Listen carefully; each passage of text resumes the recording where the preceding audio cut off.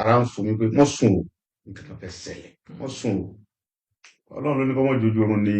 wàhálà ẹ̀ka mi wọ́n táwọn ìbọn láwọn wípé mo dúpẹ́ fọlọ́run pé tó bàtà wọ́n dé. olóyè ní ọlọ́run ló ní káwọn máì ti sùn lọ́jọ́ tíṣẹ̀lẹ̀ yìí ṣẹlẹ̀ ẹ̀yin èèyàn wọn ọ̀rọ̀ máa pọ̀ nínú ìwé kọ́bọ̀ nípa gbogbo ohun tó ṣẹlẹ̀ sí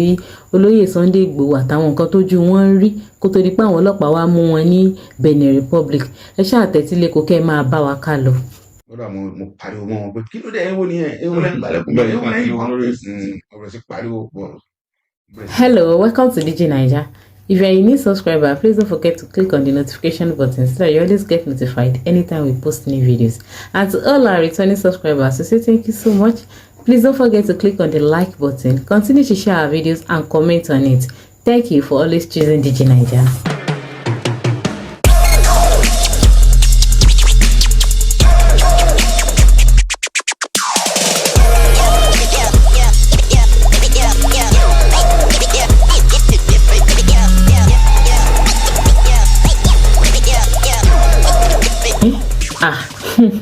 wọ́n lóògùn wà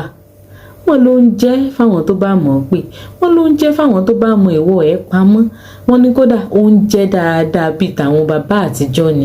wọ́n ní kò sí rọ́nu gbogbo awuyewuye tá à ń gbọ́ nípa olóyè Sunday Igboho pé ó pòórá lọ́rùn ó pòórá níbí wọ́n ní kò sí rọ́ kankan bíbẹ̀ pé lóòótọ́ ni ó possible ṣé mọ̀ pé gbogbo wa ń jẹnu ń gbà wọn pé ṣé kinní sì ṣe ṣó possible kó lóyè Sunday Igboho mọ̀ kàn máa disappear níbí kó máa disappear lọ́hùn ní ayé technology tá a wà yìí ṣó ṣeé ṣe ó wòye kan ní àwùjọ olóyè Odùsínàmà ló tún ti bá wa tàn mọ́lẹ̀ sórí ọ̀rọ̀ yìí báyìí ó ti sọ fún wa pé ó ṣeé ṣe ó possible ẹ wò máa fi fọ́nrán náà síta fún yín báyìí kẹ́ ẹ tún wò kẹ́ ẹ yẹ̀ wò kẹ́yìn náà gbọ́ nǹkan tán sọ. olóyè Sunday Igboho sọ táwọn kan bá ń wò wípé irọ́ ló ń pa àbí kíní kan kò parọ́ Sunday Igboho wà. mo rí gẹ́gẹ́ bí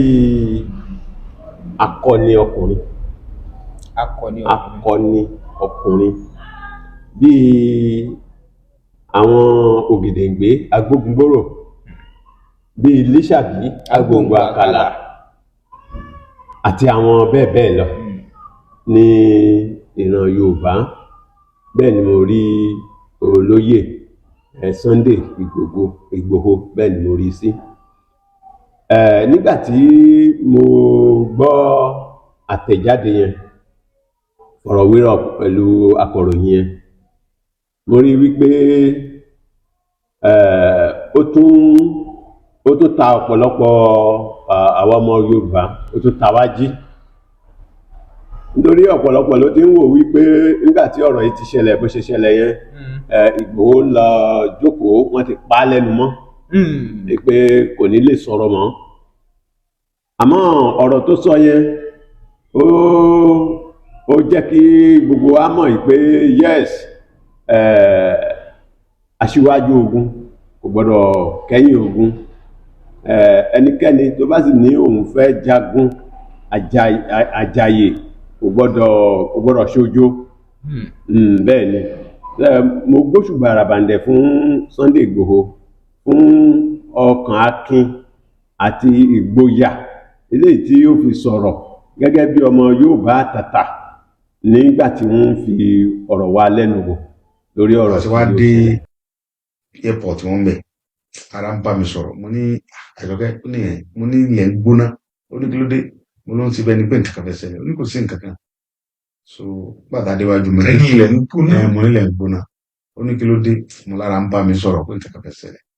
ó ní Àdìsá kò sí nǹkan kan Ọlọ́run ti kó wa yọ mo lọ́lọ́run sí i